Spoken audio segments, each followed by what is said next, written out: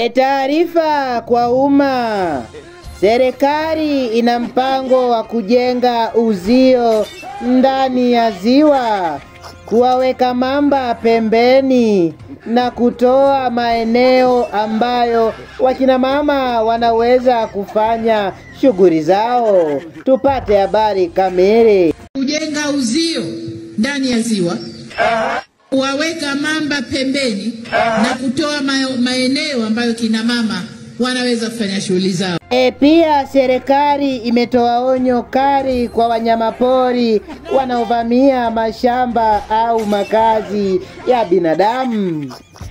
Serikali pia imeanzisha kiwanda cha mavi kwa ajili ya kuzalisha umeme. Hivyo imewataka wananchi wote kunya kwa wingi ili kuuza mavi yao kwa ajili ya kukuza vipato vyao. Asanteni.